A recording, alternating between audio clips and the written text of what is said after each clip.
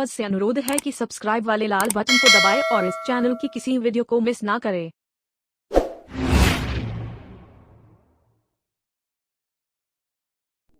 जो हाथ झाड़ के महफिल से न निकले वो जुआरी क्या। वाह, तो पांडव भी अपना सब कुछ उठाकर वनवास के लिए निकल पड़े। इस बात का सबसे ज्यादा दुख देवव्रत भीष्म को हुआ। मैंने भीष्म को टूटते और बिखरते देखा है। मैं आकाश हूं, वो आंख जो सब कुछ देखती है। भीष्म भले ही शरीर से कौरवों के साथ थे, लेकिन मन से वो हमेशा पांडवों के साथ रहे। वो कभी अपने लिए नहीं जिए, लेकिन अगर उनका कुछ अपना था तो वो था उनका कुरुवंश। इसी कुरुवंश के लिए उन्होंने आजीवन अविवाहित रहने का प्रण किया था। उनका ये त्याग देखकर सत्यवती के पिता निषाद राज भी झुक गए थे। आपके त्याग और बलिदान ने मुझे जीत लिया देवव्रत। एक बेटा अपने पिता के लिए ऐसी भीष्म प्रतिज्ञा कर सकता, ऐसा मैं सपने में भी नहीं सोच सकता। आप महान हैं देवव्रत, आप सचमुच महान। ऐसी प्रतिज्ञा आज तक इस संसार में न किसी ने की है और न कोई कर सकेगा।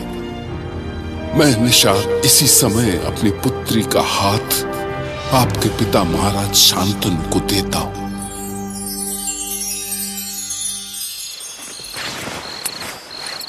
तुम्हें देखकर जीवन में पहली बार लग रहा है जैसे मेरी कल्पना सच हुई। सत्यवती, मैंने असंभव को पाने की कल्पना की थी और तुमने उसे सच कर दिया।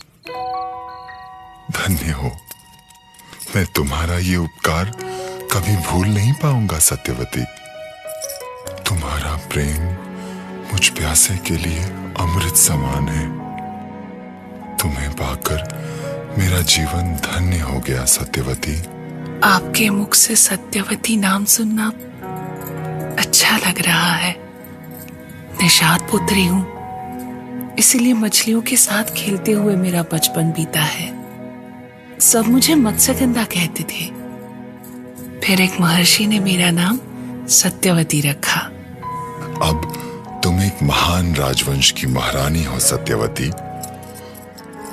गुरुकुल की प्रतिष्ठा हो। आपका ये प्रेम मेरे लिए ईश्वर के आशीर्वाद समान है महाराज। पर आपको याद है ना स्वामी, जब आपने मेरी कामना की थी तब मेरे पिता ने आपसे क्या वचन मांगा था?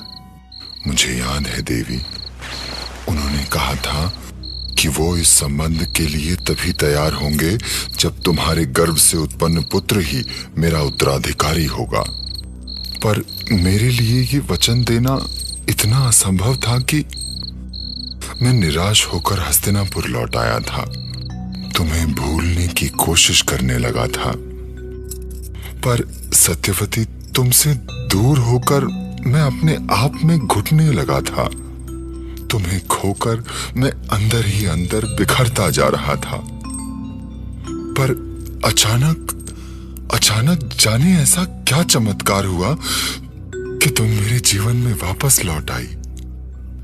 और अब तुम्हें अपने सामने पाकर ऐसा लग रहा है कि जैसे ये सारा संसार तुम्हारे सौंदर्य के मधुरस में डूबता जा रहा है।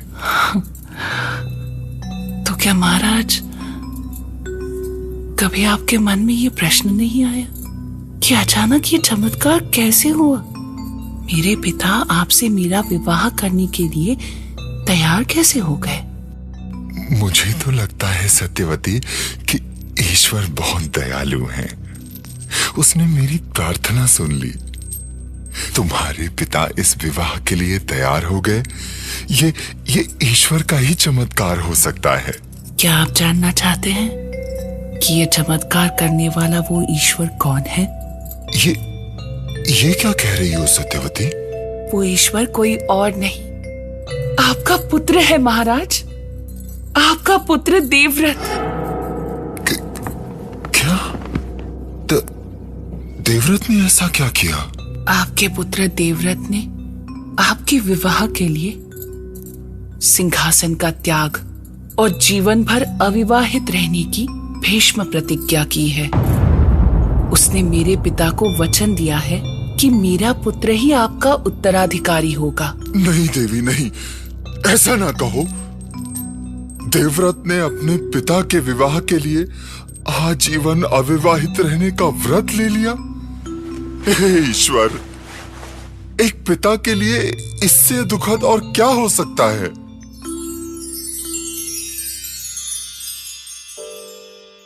मैं विवश था पिताश्री। मैं बस आपको सुखी देखना चाहता था। देवव्रत। हाँ पिताश्री, हाँ। मुझसे आपकी पीड़ा नहीं देखी गई। मैं समझ नहीं पा रहा था कि आप ऐसे किस दुख में डूबे हैं। और फिर जब मुझे पता चला कि कौन सी पीड़ा आपको मृत्यु के मुख में धकेल रही है, तो मैं निषाद राज से मिला। आपके दुख के सामने मेरे लिए इस त्रिभुवन का सिंहासन बहुत ही छोटा है पिताश्री। पर तुमने ऐसा क्यों किया पुत्र? ऐसा क्यों किया? मेरे लिए अपने सुखों की बलि क्यों दी? पिता के सुख के लिए क्या एक पुत्र इतना भी नहीं कर सकता? क्या पिता को प्रसन्न देखना एक पुत्र की इच्छा नहीं होनी चाहिए पिताश्री? ऐसा कौन सा महान त्याग कर दिया है मैंने? आपका उत्तराधिकार मुझे मिले या मेरे भाइयों को, इससे क्या अंतर पड़ता है पिताश्री? देवव्रत, जब तक ये धरती है, ये संसार मुझे धिक्कारेगा पुत्र, धिक्कारेगा मुझे। मेरे इस महापाप के लिए ईश्वर मुझे कभी माफ नहीं करेगा, कभी माफ नहीं करेगा पुत्र। नहीं पिताश्री, नहीं, ये पाप नहीं है। मैंने केवल कुरुवंश की मर्यादा का पालन किया है, अपना पुत्र धर्म निभाया है मैंने। पर क्या मैं कभी इस सोच से मुक्त हो सकूंगा गंगा पुत्र, कि तुमने एक ऐसी प्रतिज्ञा की है जो संसार में आज तक किसी पुत्र ने नहीं की? मैं तुम्हारी प्रतिज्ञा तो वापस नहीं कर सकता गंगे, परंतु तुम्हारी पितृ भक्ति के सामने सर झुकाकर तुम्हें वरदान देता हूं पुत्र, कि तुम सदा इस धरती पर रहोगे और संसार का कल्याण करते रहोगे। तुम्हारी मृत्यु तुम्हारी इच्छा से ही होगी, और अपनी इस भीष्म प्रतिज्ञा के कारण तुम भीष्म कहलाओगे पुत्र, भीष्म।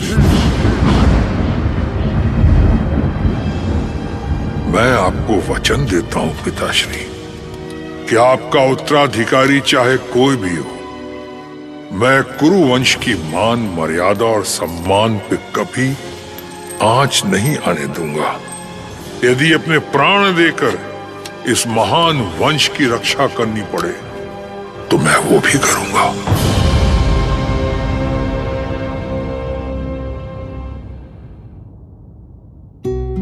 एक सच्चाई और है, वो ये कि कुरुवंश की ही परंपरा को निभाते हुए भीष्म ने वो सब कर डाला जो उनको नहीं करना चाहिए था।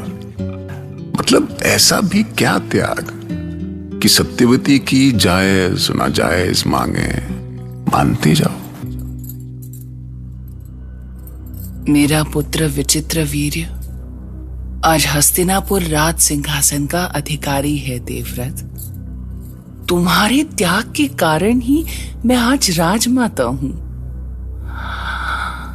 किंतु अब मेरी चिंता ये है देवव्रत कि विचित्र वीर्य का उत्तराधिकारी कौन होगा।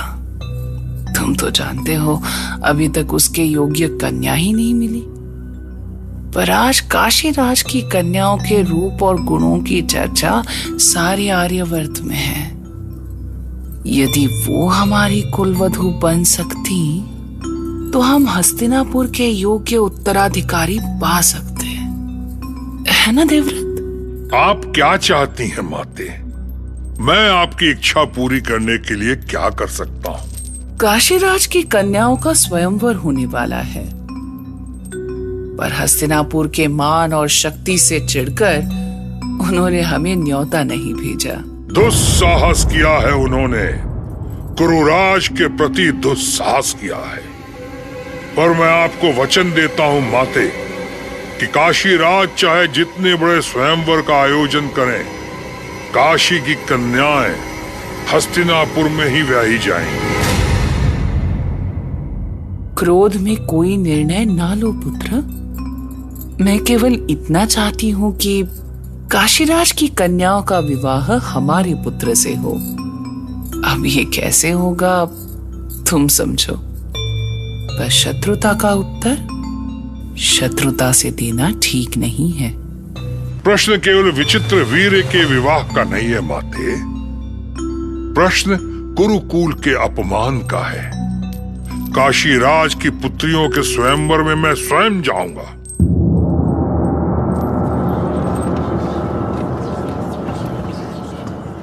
मैं काशीराज, मेरी पुत्रियों की स्वयंवर सभा में विभिन्न राज्यों से आए आप सभी राजाओं, महाराजाओं, युवराजों का स्वागत करता हूं।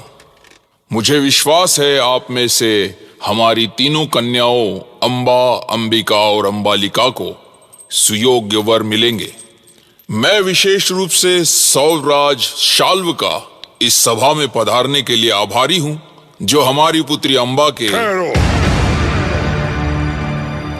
ये स्वयंवर नहीं हो सकता। ये ब्रह्मचारियों की सभा नहीं है गंगापुत्र भीष्म, यहाँ आपकी कोई आवश्यकता नहीं है। तुम्हारे इस अहंकार के लिए मैं इसी क्षण तुम्हारे प्राण ले सकता हूँ काशीराज।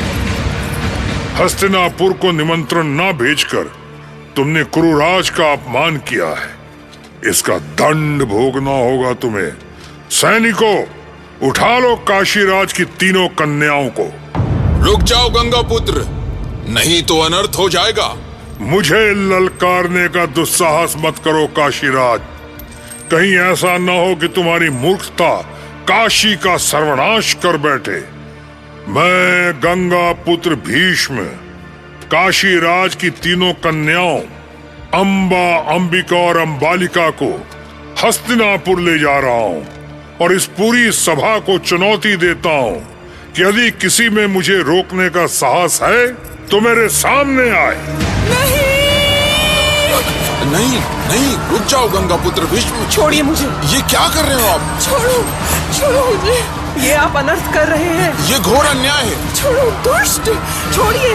रुक जाओ, मुझे बचा लो शाल। अंबा को मुक्त कर दो देवव्रत। मेरा सामना करो शाल्व, मुझसे युद्ध करो।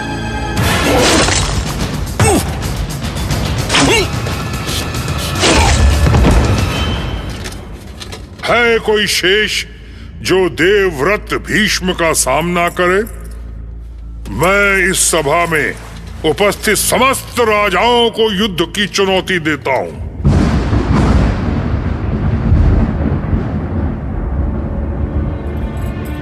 ये कौन सी राज परंपरा है महाराज? कैसी परंपरा है ये? क्या ये हम कन्याओं का अपमान नहीं है? आपने हमारी स्वतंत्रता छीनी है देवव्रत भीष्म। हमसे हमारे पति चुनने का अधिकार छीना है आपने। तुम सबके साथ न्याय होगा, अवश्य न्याय होगा। आज भी ये संसार गांगेय भीष्म के न्याय पे उंगली नहीं उठा सकता। संसार भले आपके भय से आप पर उंगली ना उठाए गंगा पुत्र, पर मैं चीख चीख कर कहूंगी कि मेरा हरण करके आपने मेरे साथ अन्याय किया। देवव्रत भीष्म ने हमारी कन्याओं का स्वयंवर भंग कर आर्यवत के सभी राजाओं की मान पर चोट पहुंचाई है। मैं उन्हें कभी क्षमा नहीं कर सकता। पर मेरे साथ बहुत बड़ा अन्याय हुआ है महाराज। अम्बा हृदय से मुझे अपना पति मान चुकी थी। मैंने भी अम्बा को वचन दिया था कि मैं उसी से विवाह करूंगा। किंतु आपको ये सत्य भी स्वीकारना होगा कि आप महाराज होकर भी अपनी होने वाली पत्नी की रक्षा नहीं कर सके। स्वीकार करता हूं महाराज, पर पूरे आर्यवर्त में ऐसा कौन राजा है जो भीष्म की चुनौती को स्वीकार कर सके? आप भी तो थे स्वयंवर सभा में। आपने भीष्म की चुनौती को क्यों नहीं स्वीकार किया? क्यों हाथों पे हाथ धरे बैठे रहे? किंतु ऐसे आपस में टकराने से क्या होगा? हम सभी को मिलकर भीष्म का सामना करना होगा। मैं पहले से ही जानता था कि भीष्म अपनी शक्ति के अहंकार में ऐसी ही मनमानी करेंगे, इसीलिए मैंने उन्हें निमंत्रण नहीं भेजा था। लेकिन जो होना था वो तो हो ही गया। हाँ ठीक है भैया, मान रहे हैं कि देवव्रत भीष्म जैसा त्याग और किसी ने नहीं किया। पर जैसे धृतराष्ट्र अपने बेटों के मोह में फंसे थे, उससे कहीं अधिक भीष्म कुरुवंश के मोह में फंसे थे, नहीं? और अपने इसी मोह में वो एक ऐसी पहेली बन गए जिसे सुलझाना खुद उनके लिए असंभव हो गया। अरे यहां कोई सदा के लिए आया है क्या? फिर काहे का मोह, काहे की माया? महा